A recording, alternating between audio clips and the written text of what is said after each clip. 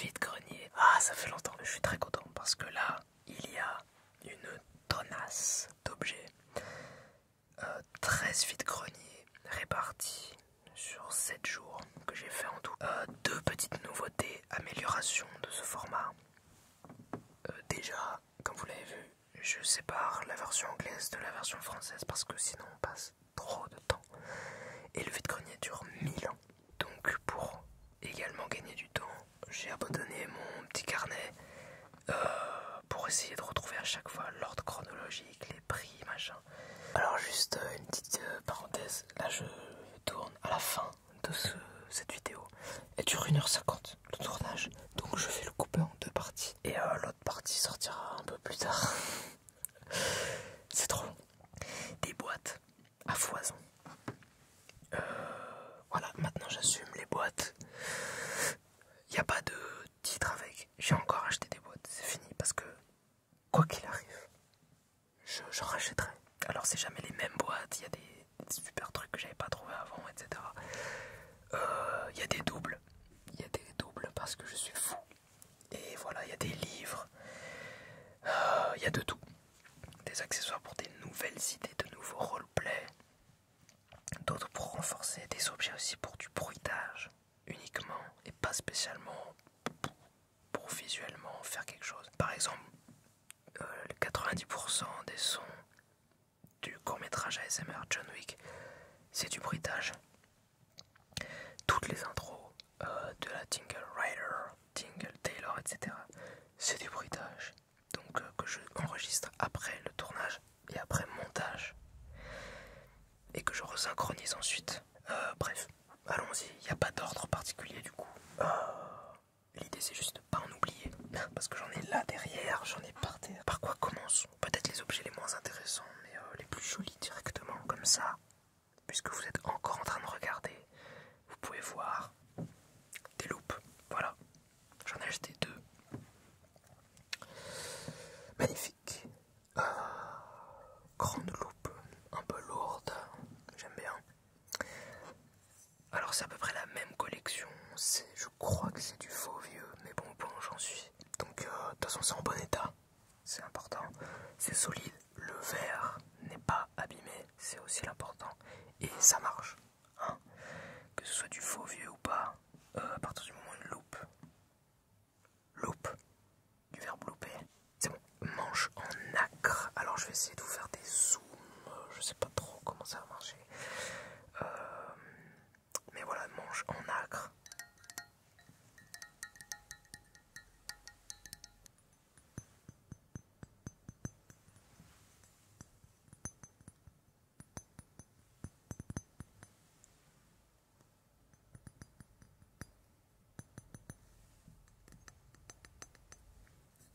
Donc voilà, c'est une loupe. Comme il y en a 2, autant en profiter. Alors je vais vous montrer l'autre là. Comme ça je débarrasse cet objet. Autre loupe, plutôt la même collection on va dire. Oui, carrément. Cette fois le manche est en damier. Dans un espèce de plastique. Plastique.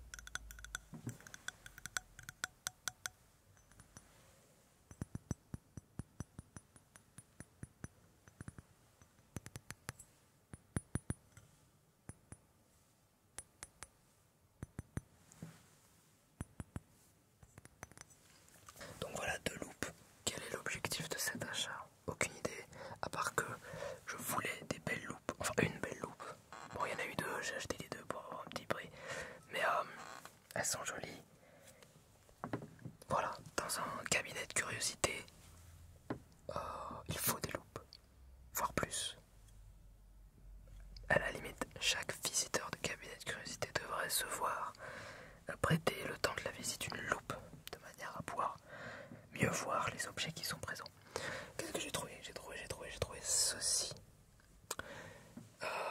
Un peu un double. Je vous en avais déjà montré un, je crois. C'est un tampon. Alors c'est pas un compteur. Est-ce que c'est un dateur ou un compteur? Je crois que c'est un compteur. Parce que c'est pas un format de date. Parce que ça fait 9999 de partout. Tampon compteur, normalement. Donc, le voilà. Et à chaque fois que vous appuyez, il y a un chiffre, soit du dernier, soit vous pouvez décaler, j'ai comme l'impression. Ah non, vous pouvez compter de 1 en 1, de 2 en 2, 3, 4, 1, 2, 3, 4, 0. Ok. Donc voilà, alors, je sais pas si ça va bien se voir.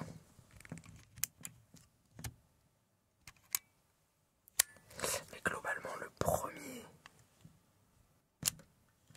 normalement, je crois que non, c'est le dernier clic que vous entendez qui fait décaler la roulette du dernier chiffre en question, ou des derniers chiffres.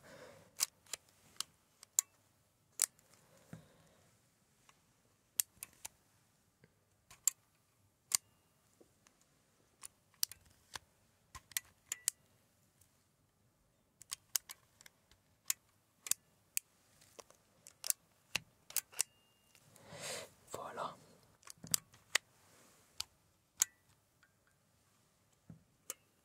Difficile de le faire doucement parce que les ressorts sont très durs.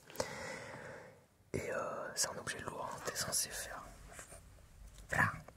Je vais pas le faire, mais. Voilà déjà ce que ça donne sur une table. Avec un plaid en guise de nappe. Donc imaginez sur une grosse boîte. Le bordel. Avec ceci. Comme à la boulangerie, j'ai pris pour négocier un petit peu. Il y avait sur le même stand évidemment un flacon d'encre à tampon. Et ça je le recherchais pour timbre caoutchouc bleu Paris machin. Il y a un petit bateau derrière. J. Herbin. Voilà. Elle est bleue, elle est bien remplie. Elle est remplie quasi neuve.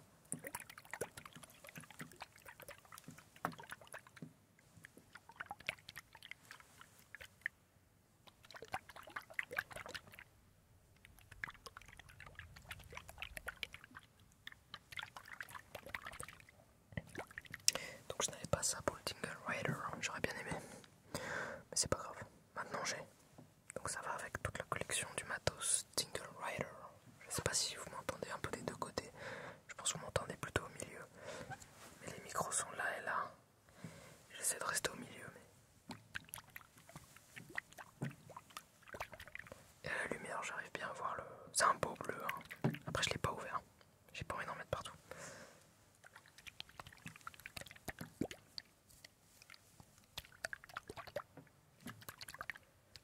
Incroyable ce son. Donc voilà, encre et tampon, encre à tampon. Très rigolo. Dans la même journée, je tombe sur ces deux rondes serviettes en forme de grosse bague. Donc le Yukon Kun Baby, le Baby Yukon Kun. Si vous avez vu le précédent haul vide-grenier où j'ai trouvé le Yukon Kun. Voilà, donc il y en avait deux. Et je me suis dit, alors forcément comparé à mon doigt, voilà, c'est vraiment énorme, même un pouce. Les deux, voilà, je trouve ça en premier. Au début je savais pas ce que c'était, la dame m'a dit c'est des rondes serviettes. Ok, je lui prends. Ensuite, je fais un autre vide-grenier la même journée. Et je tombe sur ça.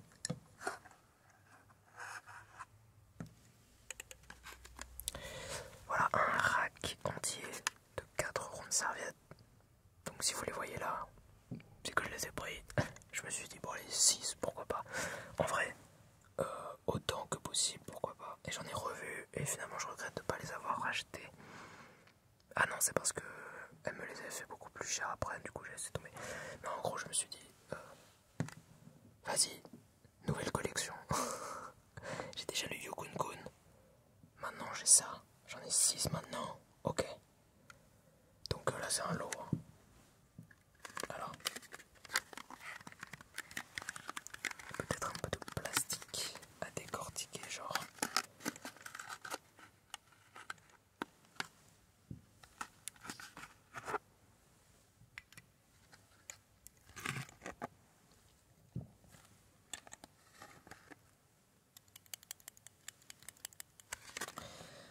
Donc on entend la pierre bouger un petit peu. Mais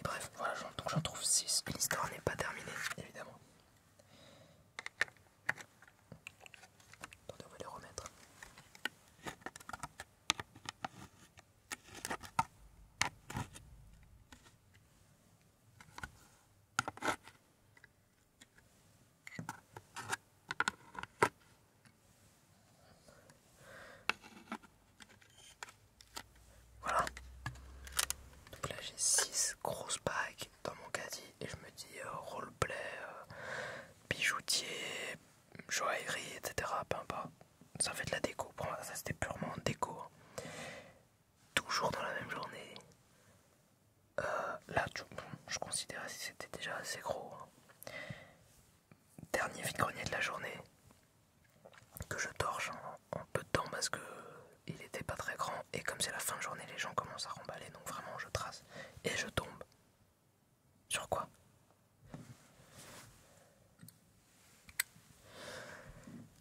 Mais ça, mais genre, qu'est-ce que c'est que ça?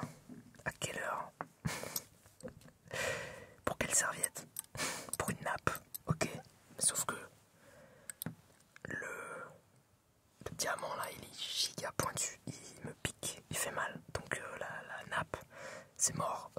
Tu fais ça dedans, t'as une giga fente de fil coupé, elle est ruinée la nappe. Donc je sais pas.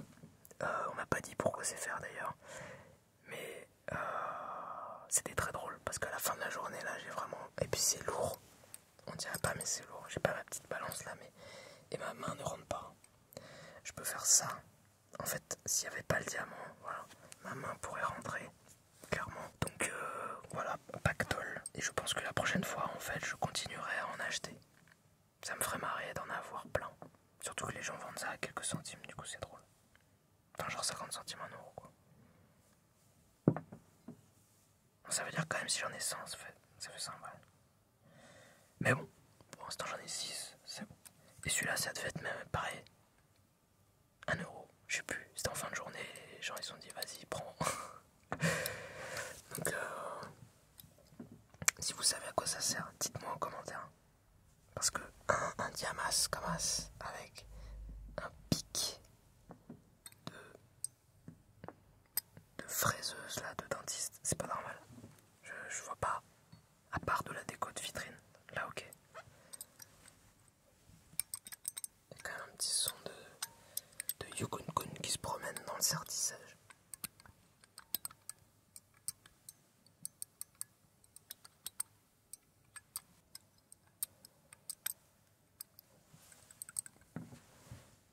Voilà, donc après le Yukon Kun de la dernière fois, nous descendons légèrement en taille sur cette grosse bague.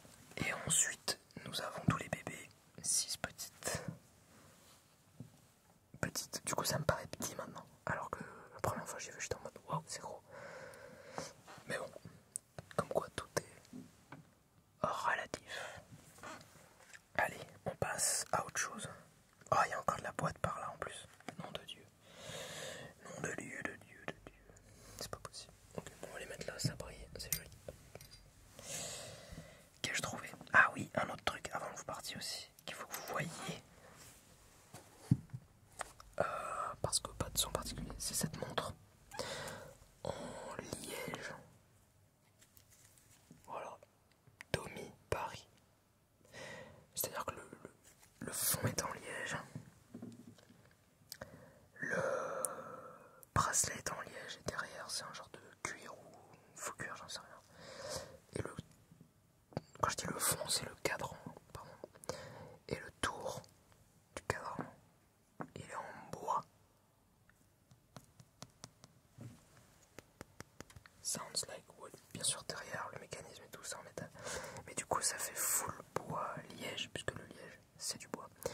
Et c'est parfait pour le tingle parfumeur, puisque j'essaye d'étoffer un peu les petits détails de chaque personnage au fur et à mesure. Si vous vous rappelez, le tingle parfumeur, il a un nœud de papillon en liège. Et bien, ça c'est depuis le début. Et bien maintenant, je lui ai trouvé sa montre en liège. Alors, bon, elle est un peu usée à un endroit, mais c'est toujours mieux que rien. Et elle est très jolie. En plus de ça, je la trouve jolie. Dommage qu'elle soit un petit peu abîmée sur le bracelet. Mais sinon, parfait, c'est à ma taille, je l'ai essayé. Donc, nickel. Voilà. J'ai fait un combo d'objets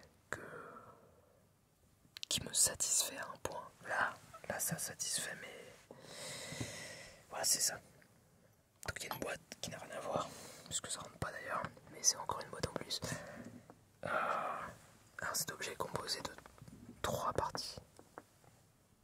Le coquetier qui est neuf et qui n'a rien à voir. Je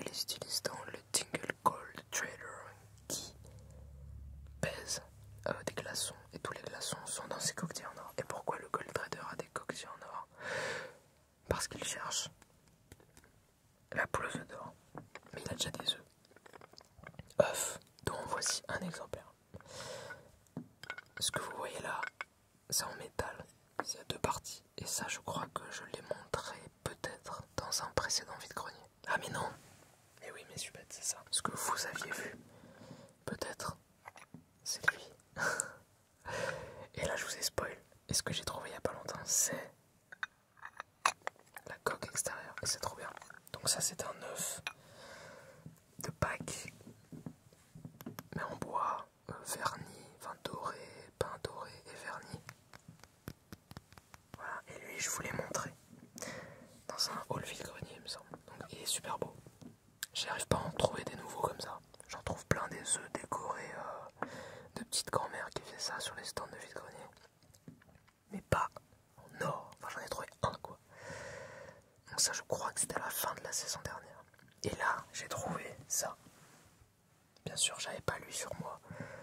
Donc, j'ai prié en me disant, il faut absolument que lui, il rentre dedans. Parce que fractal, parce que ça fait gigogne et ça fait la coquille d'œuf. Et vous avez le cœur de l'œuf.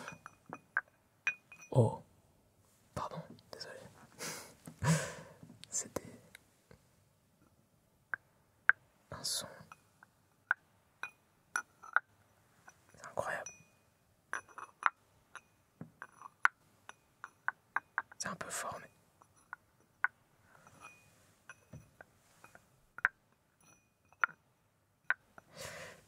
La première fois m'a surprise, je sais pas pourquoi. Et donc voilà, ça rentre. Alors c'est pas au millimètre près, il y a quand même un peu de jeu. Mais on peut vraiment faire un jeu. Voilà, c'est ça, c'est les trucs qui me suffisent en fait dans la vie. Vous voyez, ça me suffit. Mieux que le sexe, honnêtement. Ça s'imbrique, mais d'une perfection. Voilà, et en plus j'avais déjà le coquetier. Enfin, franchement, d'ailleurs, avant de trouver ça, il y avait lui qui était là, comme ça. Chez moi. Enfin, dans le studio. Et maintenant, c'est encore mieux. Maintenant, je laisse ça là-dedans. Comme ça, c'est incroyable. Qu'est-ce qui manque? Qu'est-ce qui manque? Je sais pas, franchement. Et maintenant, je le mets dans cette petite boîte qui fait que ça ne peut pas fermer. Mais ça fait style. Ça fait style. C'est tout un kit, quoi. Genre ça en cabinet de curiosité. Voilà. Voilà. Moi, je suis désolé d'avoir passé 3 heures sur cette œuf en or. Il fallait que vous le voyiez avant. Et du coup, au passage, la boîte. Allez, allons dans les boîtes, parce que de toute façon, il y en a 20 000. Alors, du coup, maintenant que j'ai accepté, assumé, que j'arrêterai jamais d'acheter des boîtes, pourquoi j'ai acheté? C'est mieux maintenant de savoir, plutôt que de dire la raison pour laquelle, c'est que je n'ai pas de boîte bien cubique comme ça. Et celle-là, elle est jolie, il y a les petits renforts en laiton poli qui ressemblent à beaucoup d'autres boîtes que j'ai déjà, mais du coup c'est très sympa. Le bois est joli, je saurais même pas vous dire quel bois vous avez. Et elle ferme parfaitement, elle est pas bancale. Voilà, et un petit loquet. Je vous la remontre.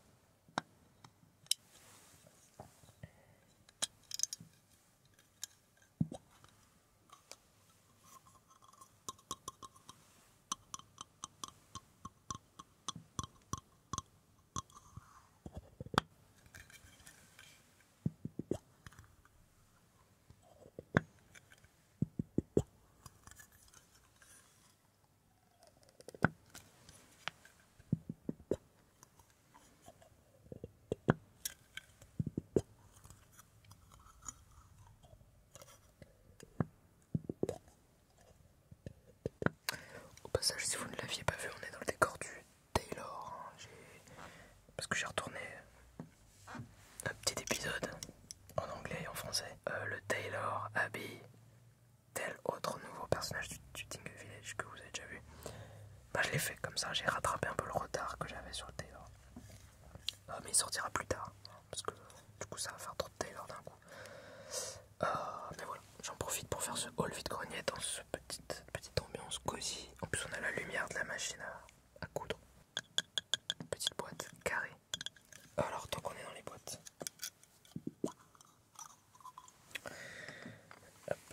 mettre ça par là.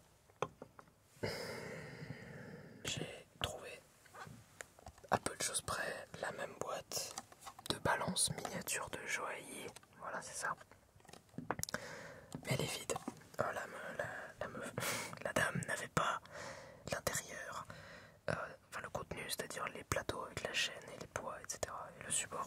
Donc il se visse là. C'est à ça qu'on reconnaît les petites balances de joaillerie. C'est que là, vous avez le pas de vis pour littéralement visser le support avec les deux tiges, et vous avez les chaînes au bout desquelles il y a les plateaux, et normalement vous avez aussi des petits poids de précision. Donc là il y avait juste la boîte dans laquelle elle avait mis des bijoux ou autre. Donc moi je lui ai dit je veux la boîte. Vous vendez la boîte, c'est la phrase que je dis à chaque fois, parce que les gens des fois ils utilisent des boîtes juste pour montrer leurs objets, et moi j'arrive, vous vendez la boîte. Comme un drogué. Voilà, et aussi parce que l'intérieur violet, alors, avec l'étalonnage du Taylor en vert, je sais pas ce que vous allez voir, mais c'est violet. Vous, à mon avis, ça va être marron, je sais pas trop. Violet velours, et en bon état, pas tout poussiéreux et dégueulasse comme l'autre. Donc, je me dis, au mieux, j'ai un nouveau tiroir pour remplacer l'autre. Au pire, c'est pas grave, mais je l'ai quand même pris parce que vous savez quoi, du coup je l'ai eu pour beaucoup moins cher que si c'était un kit complet avec une balance, etc. Je l'ai quand même prise parce que elle était un petit peu dans le top 1 des déclencheurs 2022 que j'ai sorti en fin d'année 2022. Je crois que c'était le top 1. Donc c'est l'objet que j'ai utilisé à foison pour refaire les bruitages de l'intro de la Tingle Rider, parce que le son du bois, il est incroyable. Et avec tous les objets à l'intérieur qui glissent dedans, ça faisait vraiment le son de la magie et tout. Ah mais il y a même de la mousse au fond, tiens donc. On découvre. Donc je me dis, si je peux en avoir deux, je peux remplir ça de quelque chose d'autre. Là j'ai rien en l'occurrence, mais voilà, je peux doubler le son. Quand on a un objet qu'on kiffe, qui est en top 1 déclencheur, si on peut avoir l'occasion d'avoir un double pour 3 balles, faut pas réfléchir. Bon, voilà, ça fait trop de blabla pour une boîte qui est la moins intéressante. Autre boîte, donc on y est. Une boîte à stylo, avec toujours ce style qui est le même, avec les petites fleurs, les feuilles en laiton. Et donc c'est une boîte à stylo en ce sens que, voilà, ça s'ouvre comme ceci. Hop. Voilà, et en fait là, voilà, vous avez deux trous. Donc vous pouvez mettre deux stylos et les ranger comme ça, et à la petite grille pour que ça respire, ou j'en sais rien, mais pour voir quel stylo est à l'intérieur surtout. Et donc pour l'ouvrir, en fait il faut appuyer par là, vous voyez. Alors j'ai un stylo là, mais j'ai essayé, forcément il est trop grand. Et en gros voilà, vous mettez un stylo comme ça, deux stylos comme ça, vous fermez. Moi c'est trop grand, mais c'est une petite trousse à stylo en dur. Voilà, et lui on le verra plus tard. Bah d'ailleurs, voyons-le maintenant. Juste 2 secondes.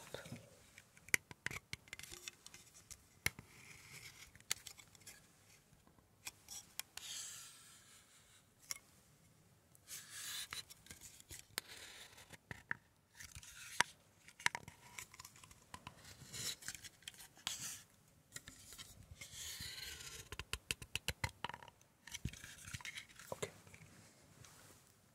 Histoire de profiter un peu quand même. Autre élément à stylo, c'est un porte-stylo, tout simplement. Comment on appelle ça? Un porte-plume en bois, assez lourd, mais il est propre, clean. Donc voilà, et vous pouvez également choisir 3 inclinaisons, le tourner. Par exemple, si je veux le mettre un peu comme ça, voilà.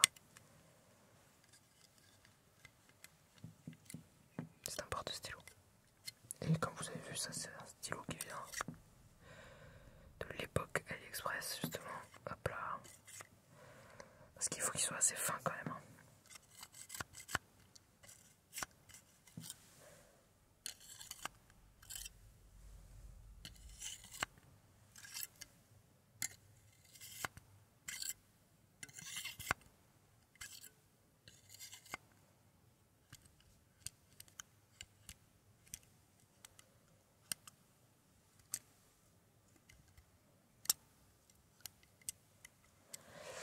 Donc voilà. Encore dans les boîtes, allons-y. Puisque c'était dessus. Hop. Ah, il y a des choses dedans. Ah oui, d'accord. Porte-plume, pardon. Avec des éléphants en laiton. Alors je vais essayer de vous montrer ça. Voilà, ils sont là, les petits éléphants. Dans une boîte en bois. Alors les boîtes longues comme ça, style domino, j'adore puisque ça me rappelle toujours Ollivander. Avec toutes les boîtes des baguettes magiques. D'ailleurs, je viens de Unlock, un souvenir de l'enfance. Quand j'étais tout petit, du coup, j'imitais les boîtes de baguettes magiques d'Ollivander avec la vieille boîte en domino en bois là qu'on a tous eu chez nous. Enfin, quand je dis vieille, c'est le truc tout premier prix qui se trouve à Carrefour, rayon jouet, n'importe quel magasin rayon jouet. Voilà la boîte de domino de base en bois de boîte à camembert. Voilà, dans mon esprit, c'était la boîte de baguettes magiques d'Harry Potter. Et après, j'ai connu une noble collection. Et là, l'argent est parti.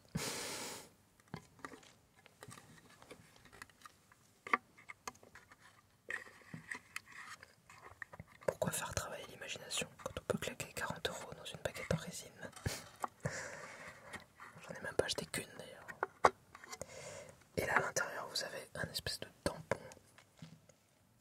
Je sais pas trop, c'est un carré de bois. Il y avait des trous là, donc peut-être que... Enfin il y a des trous là, donc peut-être qu'il y avait un manche ou une plaque. Ah oui, la plaque devait être ici. Et du coup on prenait le truc comme ça et... Ou alors c'était un buvard. Mais je vois pas pourquoi il y aurait des vis. Ah, pour pincer à la manière... Ouais, je sais pas. Donc encore une boîte, évidemment. Des fois j'achète des boîtes aussi, juste parce qu'elles sont pas chères du tout. Mais là, en l'occurrence, le facteur achat de cette boîte, c'est la forme. Ollivander Baguette Magique. Le facteur achat de cette boîte, c'était la forme aussi, la carrée que je n'avais pas. Parce que je l'avais pas. Ça, c'est parce que je l'avais pas et j'avais jamais vu jusque-là. Et parce que stylo, donc immédiatement stylo, Rider.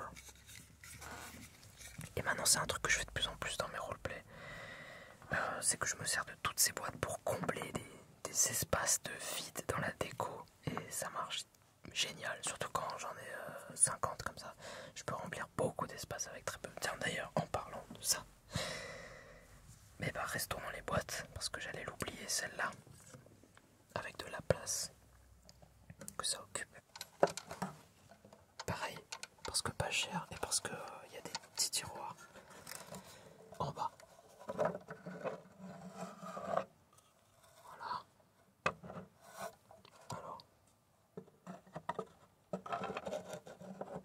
2. Les portes sont aimantées. Comme vous pouvez le voir. Et voilà. Il y a des petits grillages.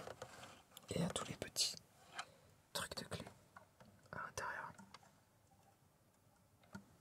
Voilà.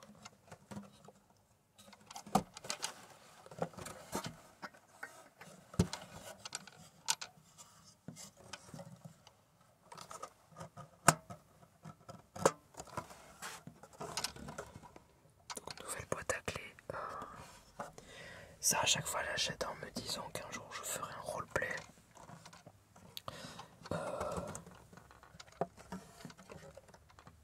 Hôtelier, enfin accueil d'hôtel, j'ai oublié le nom. Réception d'hôtel, voilà c'est ça. Roleplay réceptionniste.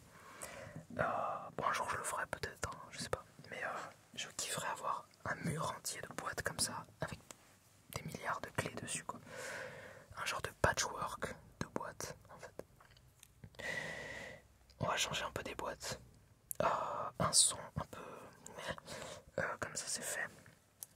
Objet uniquement pour le son que j'ai pris. Alors j'en ai déjà vu plusieurs fois. C'est donc une perceuse à main. Donc c'est un outil de l'époque. Voilà, en bois. Donc vous avez ceci. Et c'est simplement une manivelle en fait.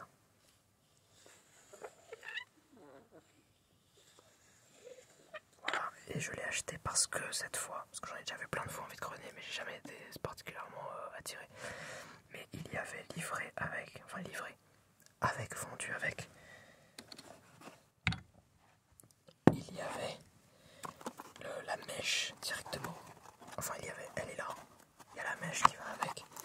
Et la mèche, elle est impeccable, dit. Regardez-moi ça. Elle a jamais servi, ça se voit parce qu'elle tranche de ouf.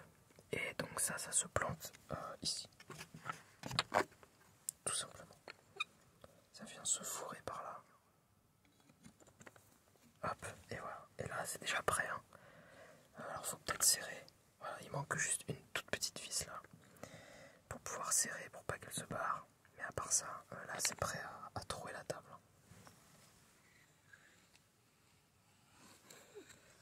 Et en plus, il y a une première lame de forêt là, comme vous pouvez voir.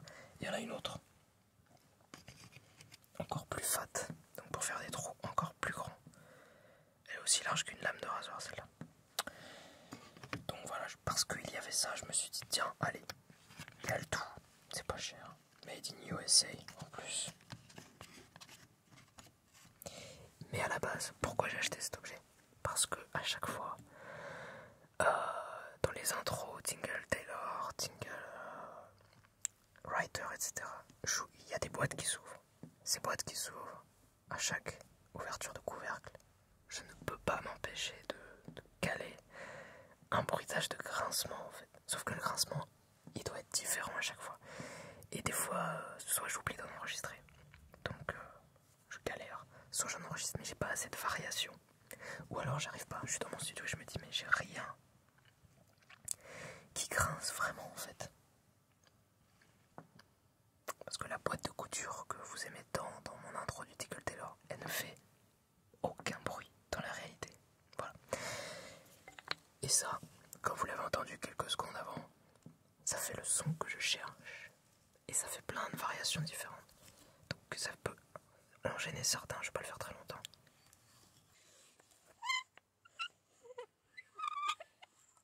Vous avez vu là, il y a eu genre 5 grincements différents. En même pas un tour entier. Voilà, je le ferai pas plus longtemps. Bien sûr, c'est à doser hein, dans le mixage à chaque fois. Pour pas que ça fasse grincer des dents. Mais il me faut des grincements qui sonnent à la fois bois, métal, qui peuvent faire les deux. Donc c'est parfait. Voilà. Et je pense que c'est un outil que vous avez, à mon avis, dans tous les studios de bruitage. Après, eux, ils ont sûrement plein d'autres choses aussi pour faire des grincements. Surtout pour bien arriver à différencier grincement métal, grincement bois, grincement d'un objet énorme, grincement d'un tout petit objet. Bien sûr, ça change. Cette boîte, par contre, incroyable.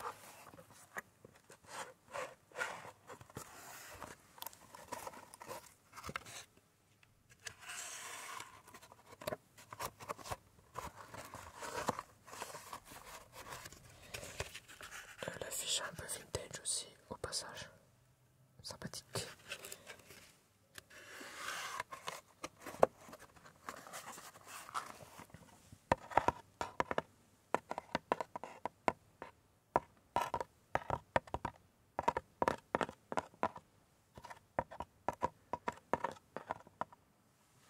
Alors par contre, plot twist, vous avez vu que la version anglaise est sortie en premier, mais là je tourne actuellement la version française en premier, parce que c'est plus simple pour moi de commencer là, à me rappeler de ce qui s'est passé, etc.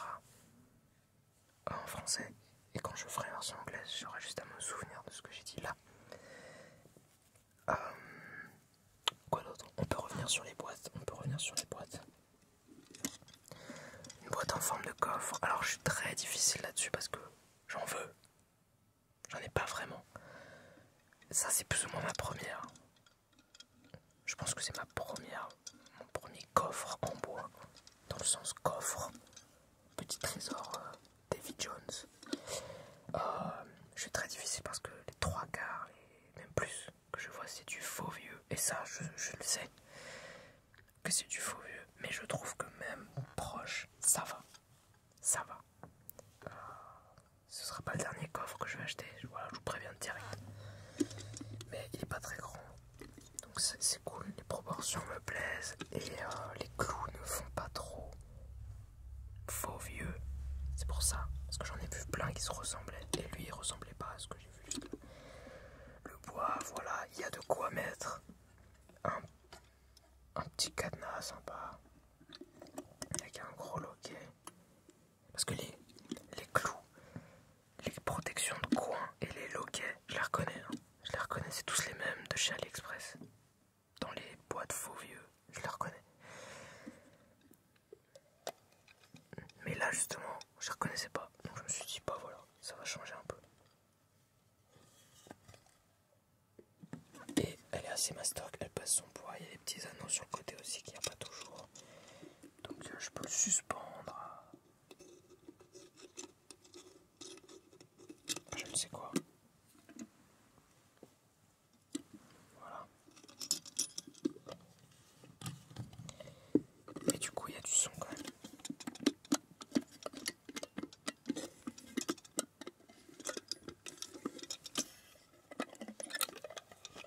Sympa, le loquet.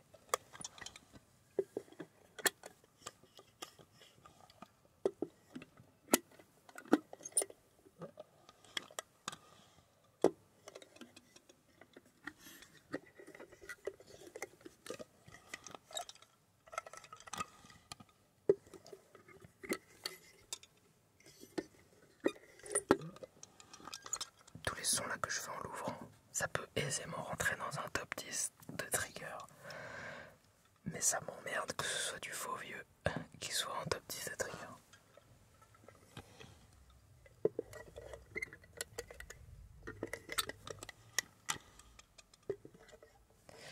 Après tant mieux, hein.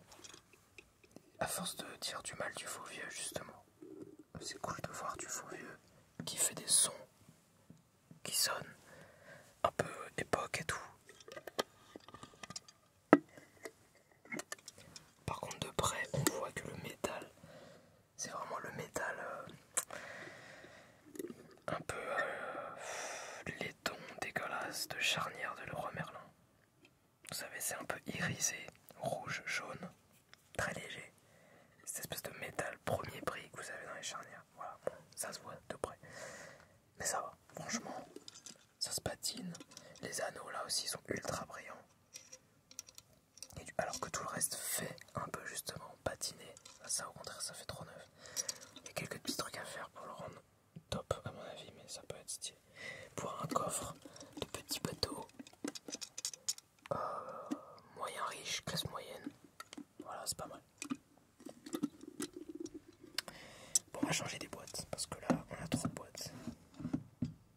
Et bien sûr, nouvel objectif, c'est de trouver un coffre mieux que ça, en vrai vieux.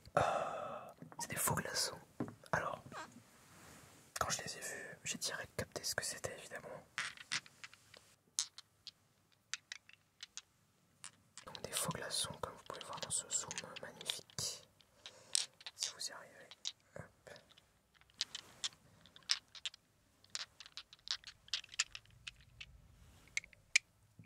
Voilà. Et ben écoutez, ça sert en cinéma, en pub, etc. parce que ça ne fond pas. Par contre, j'ai pas encore essayé de les mettre dans un verre avec de l'eau, quoi, parce que c'est du verre plein, donc ça ne flotte pas. À mon avis, j'ai pas essayé, donc je peux pas être honnête sur à 100%.